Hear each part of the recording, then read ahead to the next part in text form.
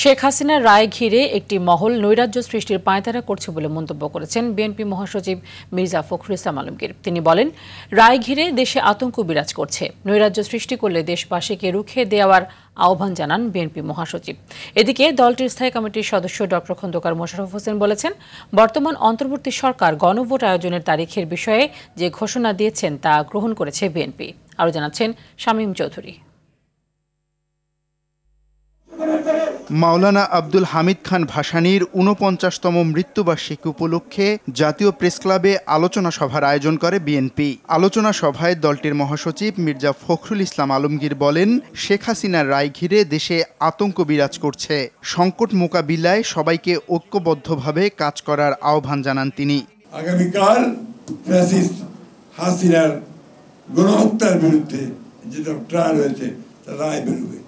এই নিয়ে একটা চরম আপনার একটা বলা যেতে পারে যে একটা অনিশ্চয়তা, একটা আতঙ্ক সারা দেশে বিরাজ করছে। এই নিয়ে কোনো ওইটা বড় একটা অপেক্ষা রাখে না, এবং একটা মহল এটা নিয়ে বাংলাদেশে আবার একটা নৈরাজ্য সৃষ্টি করার জন্য পায়তারা করছে। আমাদের আজকে রুখে দাঁড়াতে হবে। মির্জা ফখরুল বলেন, দেশের রাজনীতি বিভ্রান্তির মধ্যে আছে। একটি গোষ্ঠী পরিকল্পিতভাবে নির্বাচনকে বিলম্বিত করতে নানা দাবি তুলছে। এখানে কিছু গোষ্ঠী, কিছু মহল আজকে পরিকল্পিতভাবে এই বাংলাদেশে একটা অনিশ্চয়তা সৃষ্টি করতে চায়, এবং তারা বিভিন্ন রকম দাবি তুলে নির্বাচনকে ব্যাহত বা বিলম্বিত করতে চায়। এই দেশের মানুষের এখন সবচেয়ে বড় প্রয়োজন যেটা, তারা হচ্ছে একটা নির্বাচিত সরকার যার পেছনে জনগণ থাকবে। এদিকে নিজ নির্বাচনী আসন কুমিল্লা ১-এর দাউদকান্দি মেঘনায় ধানের শীষের পক্ষে গণমিছিলের আগে সমাবেশে বক্তব্য রাখেন বিএনপির স্থায়ী কমিটির সদস্য ডক্টর খন্দকার মোশাররফ হোসেন।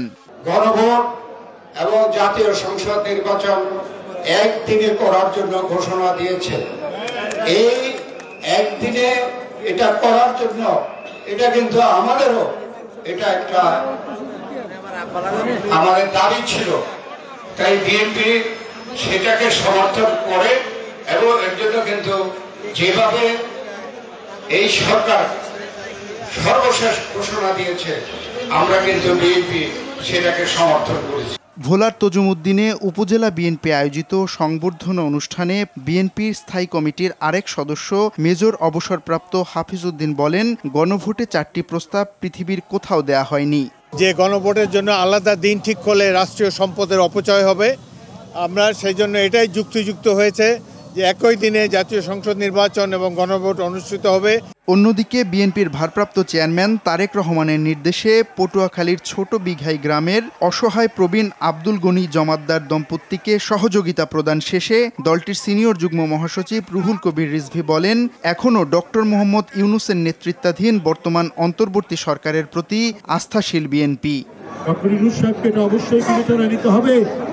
শেখ হাসিনা যা যা করেছেন দেশের স্বার্থের বিরুদ্ধে, জনগণের স্বার্থের বিরুদ্ধে করেছেন, যার কারণে মানুষ মনে করেছে একটা সময় তাদের পিঠ দেওয়ালে ঠেকে গেছে। শামীম চৌধুরী, RTV, ঢাকা।